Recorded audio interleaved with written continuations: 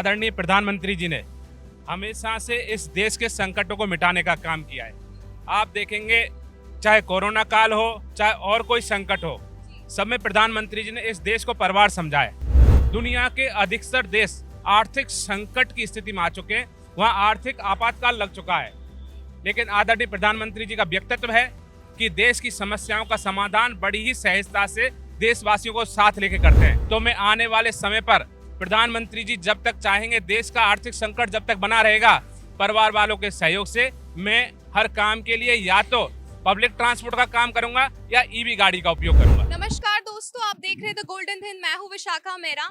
जैसे कि आपको पता ही होगा कि हमारे देश के प्रधानमंत्री ने हमसे कुछ अपील करी थी पेट्रोल और डीजल को लेके कि जितना हो सके कम पेट्रोल और डीजल का जो है इस्तेमाल करें, और बहुत सारी अपील करी थी। गोल्ड को लेके करी थी कि गोल्ड जो है खरीदे ना, हो सके उसे अवॉइड करें। साथ ही साथ में फॉरेन ट्रैवल यानी इंडिया के बाहर ट्रैवल करने का मना करा था, वर्क फ्रॉम होम करने का बोला था।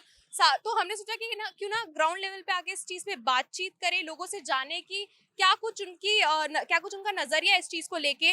आपको बता दिए पेट्रोल और डीजल की प्राइस भी बढ़ चुकी है। 3 रुपए पर लीटर जो है बढ़ गया है पेट्रोल और डीजल में।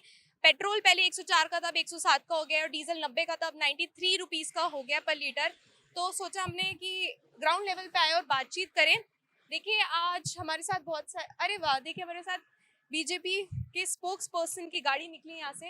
चलिए इनसे पूछते हैं। अरे आप तो नरेंद्र कटारा जी है, आप एकदम से छोटी गाड़ी में कैसे? आपको तो हमेशा हमने बड़ी गाड़ी में देखा है, आपका पूरा काफिला चलता है, छोटी गाड़ी में कैसे, वो भी ईवी? देखो, आज पूरा देश जिस आर्थिक संकटों से गुजर रहा है और आदरणीय प्रधानमंत्री जी ने हमेशा से इस देश के संकटों को मिटाने का काम किया है। आप देखेंगे चाहे कोरोना काल हो चाहे और कोई संकट हो, सब में प्रधानमंत्री जी ने इस देश को परिवार समझा है।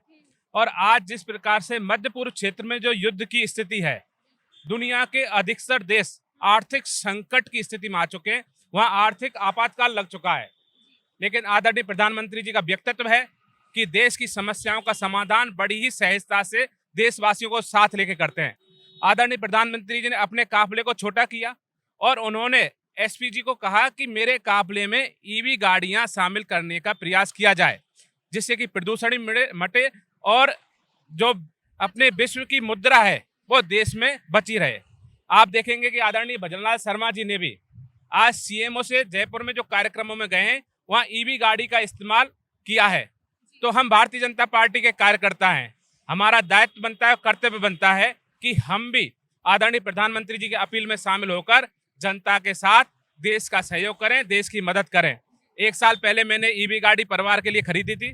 परिवार वालों को रिक्वेस्ट की है कि जब तक देश पर आर्थिक संकट है मुझे ईवी गाड़ी का उपयोग करने दें, और बड़ी गाड़ियों को छोड़ दिया है। सभी कार्यकर्ता साथियों को कह दिया है कि अपन काम के लिए ही उपयोग करें, अनावश्यक रूप से गाड़ियों का दुरुपयोग ना करें। तो मैं आने वाले समय पर प्रधानमंत्री जी जब तक चाहेंगे, देश का आर्थिक संकट जब तक बना रहेगा, परिवार वालों के सहयोग से मैं हर काम के लिए या तो पब्लिक ट्रांसपोर्ट का काम करूंगा या ईवी गाड़ी का उपयोग करूंगा। मेरा एक और सवाल आपसे रहेगा, जैसे कि आज आपने देखा पेट्रोल और डीजल की प्राइस बढ़ गई है 3 रुपए पर लीटर, तो उसको लेके आप क्या कहना चाहेंगे? देखो, प्रधानमंत्री जी बखूबी आर्थिक संतुलन बनाए हुए हैं, लेकिन कांग्रेस सरकार पेट्रोल डीजल के भावों को बाजार से जोड़ के गई थी। कंपनियां भारी नुकसान सहन कर रही हैं और आगे भी करेंगी।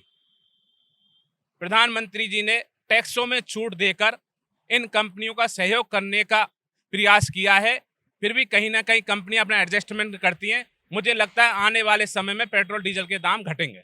बाकी एक और सवाल रहेगा, जैसे कि प्रधानमंत्री नरेंद्र मोदी ने कुछ अपील रखी थी, वर्क फ्रॉम होम करने को बोला था, जिससे ट्रांसपोर्ट का फैसिलिटीज का अवॉइड कर सके पेट्रोल वगैरह का। तो उस चीज को मेरा ये सवाल रहेगा कि कुछ काम होते हैं जो ग्राउंड लेवल पे का, तो उसको लेके आप कहना क्या चाहेंगे कि उसमें वर्क फ्रॉम होम कैसे करें, तो उनकी जॉब का क्या होगा, प्राइवेट सेक्टर का क्या होगा?